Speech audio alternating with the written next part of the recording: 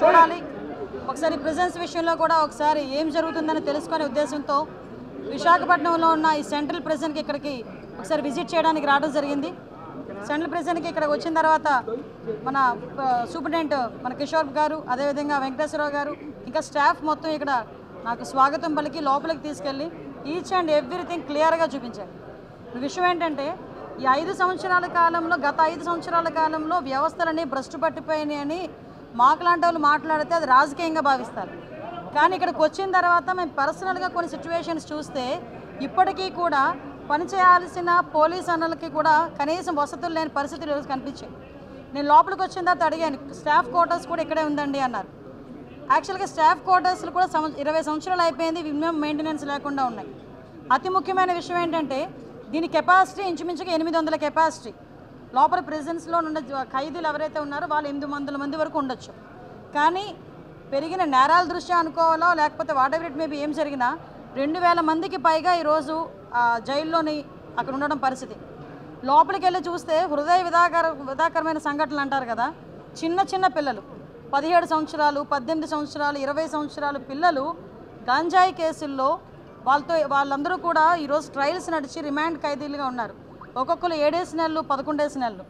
వాళ్ళతో నేను మాట్లాడితే ఏం చేసావయ్యా, ఎందుకు తీసుకొచ్చారని అడిగితే 10,000 రూపాయలకి నాకు ఇస్తానన్నారమ్మా, నాకు ఈ ప్యాకెట్ తీసుకెళ్ళిమ్మన్నారు, సో నేను ఇచ్చాను, నేను అరెస్ట్ అయ్యాను. అంటే విషయం ఏంటంటే చాలామంది గిరిజనులు ఈరోజు ఇబ్బందులు పడే పరిస్థితి కనిపిస్తూ ఉంది. మేము గాంజా మీద దృష్టి పెట్టిన తర్వాత ఎస్పెషల్ అసలు ఏం జరుగుతుంది లోపల తెలుసుకుందాం అనే ఉద్దేశంతోనే నేను వెళ్ళడం జరిగింది. అక్కడికి వెళ్ళిన తర్వాత చాలా ఆశ్చర్యకరమైన సంఘటనలు ఏంటంటే ఈ 5,000 రూపాయలకి 10,000 రూపాయలకి వాళ్ళకి భూములు అంటే వాళ్ళకి గడవక చేసే పనులకి అది నేను కరెక్ట్ అని చెప్పట్లేదు, అది కూడా తప్పే. కానీ ఎవరైతే మెయిన్ వెండర్స్ ఉన్నారో వాళ్ళేమో బయట దర్జాగా తిరుగుతున్నారు, ఇలా పూట గడవక చేసిన వాళ్ళందరూ కూడా జైల్లో మగ్గిపోతున్నారు. సో ఇటువంటి సిచ్యువేషన్స్ ఒకటి మనం చూసాం. At the same time department వాళ్ళ దగ్గర నుంచి కూడా ఇక్కడ చాలామందికి అక్కడ మంచి హాస్పిటల్కి సంబంధించి ఒక మంచి ఫెసిలిటేట్గా ఒక టెస్టింగ్ టూల్ కూడా ఒకటి వీళ్ళు సిఎస్ఆర్ ఫండింగ్లో తీసుకొని ఖైదీలందరికీ కూడా ల్యాబ్ టెస్ట్లు ఏదైతే ఉన్నాయో అవన్నీ కొంచెం దగ్గర 76 టెస్టులు చేయడానికి వాళ్ళందరికీ కూడా అది కూడా ఈరోజు నా చేతుల మీదుగా కూడా ఓపెన్ చేయించారు. It's very good sign. నేను కూడా ఏం చెప్పామంటే ఎస్పెషల్లీ రూల్ బుక్లో కూడా ఉంటుంది మనకి డీ అడిక్షన్ సెంటర్స్ అన్నవి ఏదైతే ఉన్నాయో ఈ డీ అడిక్షన్ సెంటర్స్ మనం బయట ఉన్న వాళ్ళకి డీ అడిక్షన్ సెంటర్స్ మనకి కేజీహెచ్లో కానీ మన మెంటల్ హాస్పిటల్లో కానీ ఎక్కడైనా మనం ఉంటున్నాం ఒకటి ఎత్తు చూసాం. కానీ ఇక్కడ హాస్పిటల్ ఫెసిలిటీ ఉంది. ఇక్కడ కనుక మనకు ఒక 20 బెడ్డో 30 బెడ్డో కనుక ఇన్ పేషెంట్లకి అంత ఇక్కడే ఇచ్చి హాస్పిటల్లో డాక్టర్స్ని కనుక కంపల్సరీగా ప్రొవైడ్ చేస్తే లోపల చాలామంది గంజాయికి అడిక్ట్ అయిపోయి ఆ గంజాయి ఎక్కడి నుంచి వస్తుందో వాళ్ళు ఎదురు చూడటం, కొంతమంది ఈ విజిటర్స్ దగ్గరికి వచ్చినప్పుడు ఆ గంజాయి ప్యాకెట్స్ వేసేరటం, కొంతమంది ఏమో వాల్ దగ్గర నుంచి వేసేరటం, అంటే రకరకాల విన్యాసాలు చేస్తుంటారు. అలాంటివన్నీ అరికట్టాలి అనుకుంటే లోపలే ఒక addiction centre, de addiction centre అన్నది డెఫినెట్గా మనం ఒకటి రన్ చేసుకుంటే బాగుంటుందన్న ప్రతిపాదన కూడా ఉంది. దీన్ని కూడా మనం ఒకసారి లీగల్గా అడ్వైస్ తీసుకొని అది ఎలా చేస్తే బాగుంటుందని దాని మీద కూడా ఒక దృష్టి పెట్టడం జరుగుతుంది. అది కూడా జరిగింది. ఎస్పెషల్లీ జైలు శాఖ సిబ్బంది కూడా చాలామంది వాళ్ళ తాలూకా ఇబ్బందులు కూడా చెప్పున్నారు. ఏదైతే రెగ్యులర్ పోలీస్ డిపార్ట్మెంట్తో ఈక్వల్గా మమ్మల్ని చూడాలి, రెగ్యులర్ పోలీస్ డిపార్ట్మెంట్ వాళ్ళకి ఇచ్చే ఈఎల్స్ కూడా మాకు డెఫినెట్గా ఇవ్వాలి, వాళ్ళకి కూడా ఇంటర్ డిస్ట్రిక్ట్ ట్రాన్స్ఫర్స్ కాకుండా వాళ్ళ జోనల్ ట్రాన్స్ఫర్స్ కాకుండా స్టేట్ వైడ్ ట్రాన్స్ఫర్స్, అందులో కొంచెం మహిళా పోలీసులు కూడా చాలా ఇబ్బందులు పడే పరిస్థితి, ఇవన్నీ కూడా నా దృష్టికి తీసుకురావడం జరిగింది. కంపల్సరీగా వీటన్నిటి మీద కూడా సమీక్ష ఏర్పాటు చేసుకొని అఫీషియల్స్తోని అదేవిధంగా లీగల్ అడ్వైజర్స్తోని కూడా కూర్చొని అందరికీ కూడా ముఖ్యంగా పోలీస్ డిపార్ట్మెంట్ వాళ్ళందరికీ కూడా ఫ్రెండ్లీ పోలీసింగ్ కింద పోలీస్ వెల్ఫేర్ కింద డెఫినెట్గా వీళ్ళందరికీ కూడా మంచి జరగాలని, మంచి జరుగుతుందని కూడా నేను ఆశిస్తున్నాను. అదేవిధంగా వీళ్ళందరికీ కూడా ఫెసిలిటీస్ ఇప్పుడు ఏదైతే ఉన్నాయో చాలామందికి క్వార్టర్స్ కూడా నేను చూస్తూ ఉంటాను. పోలీస్ క్వార్టర్స్ కూడా శిథిలావస్థలో చాలామంది పోలీస్ క్వార్టర్స్ ఉన్నాయి.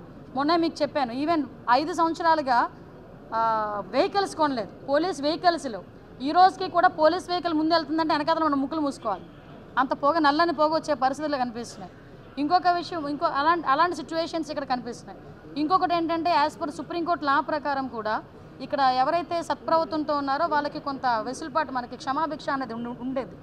ఈ 5 సంవత్సరాలు అది కూడా లేదు, లాస్ట్ 5 ఇయర్స్లో. అంటే మ్యాక్సిమం సిస్టమ్ అంతటినీ కూడా అది ఏదో అంటారు కదా రచ్చ చేసి వదిలేశారు.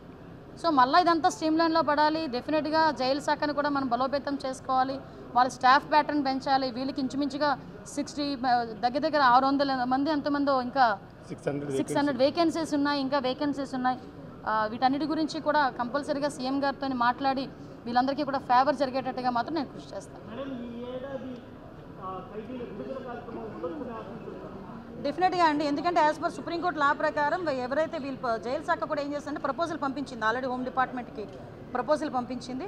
అది కూడా రాష్ట్ర మనకి క్షమాభిక్ష పెట్టడానికి కూడా గవర్నమెంట్ కూడా సిద్ధంగానే ఉన్నారు. డెఫినెట్గా ఆ ఫైల్ మన చంద్రబాబు నాయుడు గారి దగ్గరికి వెళ్తుంది.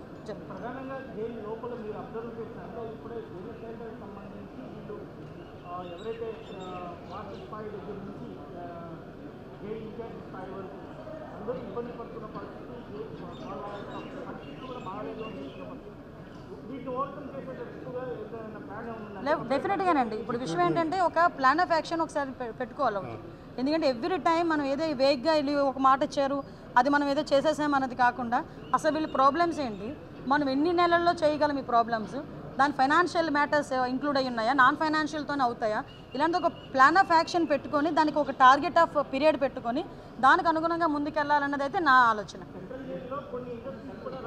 ఎస్, చూశాను. తప్పకుండానండి. ఇప్పుడు విషయం ఏంటంటే నేను ఆల్రెడీ ఇప్పుడు బైండింగ్ సిస్టమ్ చూశాను. బైండింగ్స్లోని అక్కడ బైండ్ చేసిన బుక్స్ మొత్తం పోలీస్ డిపార్ట్మెంట్లో ఆల్రెడీ ఉన్న వాళ్ళందరికీ కూడా అదే ఎక్కడి నుంచో సప్లై అవుతుంది. ఈరోజు వాళ్ళు నాకు దీనికి ఒక హానర్ కింద కూడా ఒకటి ఇచ్చారు, షీట్స్ లాంటివి జైల్లో యూజ్ చేసే వాళ్ళకి. ఇప్పుడు మనం ఏదైనా చేసుకోవాలనుకుంటే ఈ ప్లాన్స్ని కొంచెం మనం ఎక్స్పాండ్ చేసి మనకి బయటికి కూడా ఇప్పుడు ఫర్ ఎగ్జాంపుల్ డ్వాక్రా లేడీస్ వాళ్ళు చేసే ప్రొడక్ట్సే ఫ్లిప్కార్ట్లోని అమెజాన్లోని పెట్టి వాళ్ళకి ఒక ఉపాధి అన్నది కనిపిస్తూ ఉంది. సో ఇలాంటి వాళ్ళు కొంచెం స్కిల్డ్ పర్సన్స్ అన్న వాళ్ళు కూడా లోపల ఉన్నారు. వాళ్ళకి అందరికీ కూడా ట్రైనింగ్ ఇవ్వడానికి కూడా మనకి చాలామంది టెక్నీషియన్స్ కూడా మనకు ప్రొవైడ్ చేసుకోవచ్చు. అలా కనుక జరిగితే డెఫినెట్గా వాళ్ళకి ఆన్లైన్ షాపింగ్స్ కూడా అవైలబిలిటీ ఉండేటట్టుగా ఒకసారి లీగల్గా ఎలా ప్రొసీడ్ అవుదాం అన్నది దాని మీద ఆలోచించవచ్చు. 1200 మంది ఉన్నారండి.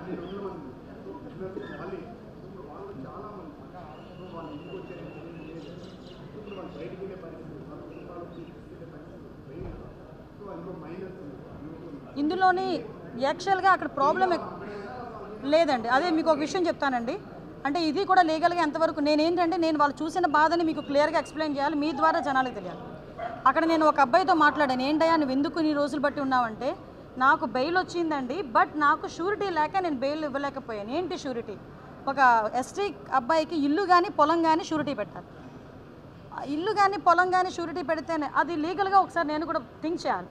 ఎందుకంటే వాళ్ళు 10,000కి 5,000కి గాంజాని అక్కడికి ఇక్కడికి ట్రాన్స్పోర్ట్ చేసే వాళ్ళకి ఇల్లు వాకిలు ఉంటుందని మనం అనుకోలేం.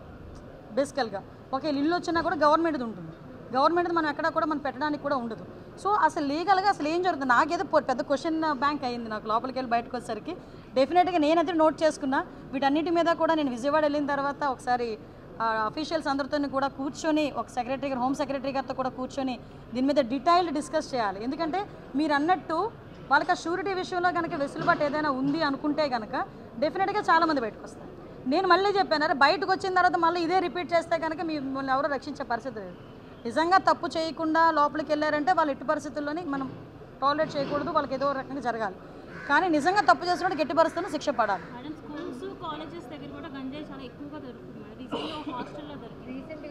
మీరు హాస్టల్ అంటున్నారండి, నా పక్క కాన్స్టిట్యున్సీ తున్లో ఈరోజు ఒక అతను నాతో చెవులో చెప్తున్నాడు, 7 సంవత్సరాల పిల్లోడు గాంజా తీసుకొని రోజు ఇంటికి వెళ్ళేటప్పుడు ఒక ఆర్ఫాన్ అబ్బాయి ఆ అబ్బాయి వాళ్ళ కేర్ టేక్ తీసుకున్న వాళ్ళు చూపించి వాళ్ళ పేర్లు బయటకు చెప్పకుండా జస్ట్ నాకు ఒక మెసేజ్ ఫార్వర్డ్ చేసి 7 సంవత్సరాల కుర్రోడు గాంజాయి వాళ్ళు ఎలా మాట్లాడుతున్నారు తెలుసా అండి?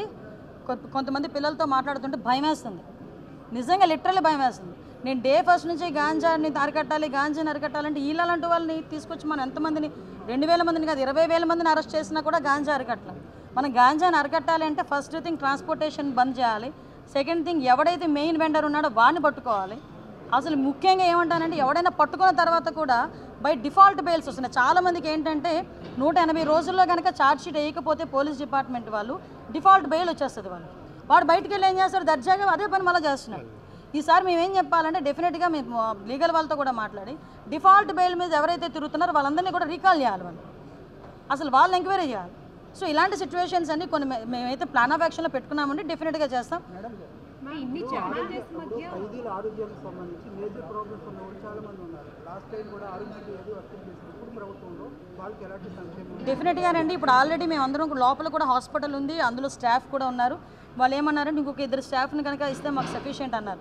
మేమేమంటామంటే ఇంకొంచెం ఈరోజు ఒక ల్యాబ్ టెస్టింగ్ టూల్స్ కూడా పెట్టించి ఉంచారు. ఈరోజు బ్లడ్ టెస్ట్లకి వాటికి ఈసీజీ బ్లడ్ టెస్ట్ అంటే 76 టెస్ట్లకి ఫ్రీగా వాళ్ళకి వస్తే జస్ట్ ఒక ప్రింట్అవుట్ ఇచ్చేస్తారు వాళ్ళంతే. అదే కనుక వాళ్ళు బయటికి వెళ్ళి ఆ టెస్ట్లని చేయించుకోవాలి అనుకుంటే ఒక గార్డు, మళ్ళీ వాళ్ళకి ఎస్కాట్, ఇవన్నీ కూడా ఒక సిస్టమ్. అందులో మళ్ళీ ఏదైనా ఒక తేడా జరిగితే మళ్ళీ పోలీసులు ఇబ్బంది పడే పరిస్థితి. అలా లేకుండా వాళ్ళు సిఎస్ఆర్ ఫండింగ్ కలెక్ట్ చేసుకుని వాళ్ళు ఒక టెస్టింగ్ సెంటర్ కూడా ఏర్పాటు చేసుకున్నారు. 1 మినిట్ అండి. నెక్స్ట్ ఇంకోటి ఏంటంటే ఖైదీల ఆరోగ్యం పట్ల కూడా డెఫినెట్గా ఇప్పుడు ఆల్రెడీ లోపల హాస్పిటల్ ఉంది. ఎవరైతే కొంతమంది సివియర్గా ఉన్న వాళ్ళకి కూడా డెఫినెట్గా ఆరోగ్యశ్రీ వాళ్ళకి ఎన్టీఆర్ వైద్య సేవ వర్తిస్తుంది. మేడం, అంటే పక్క స్టేట్స్ నుంచి కూడా ఎక్కువగా బోర్డర్ ఏరియాస్లో ఈ ట్రాన్స్పోర్ట్ అనేది ఎక్కువగా జరుగుతుంది. బోర్డర్ ఏరియాస్తో జరిగినప్పుడు ఆ పక్క స్టేట్స్తో కూడా మీరు మాట్లాడాల్సి నేను ఆల్రెడీ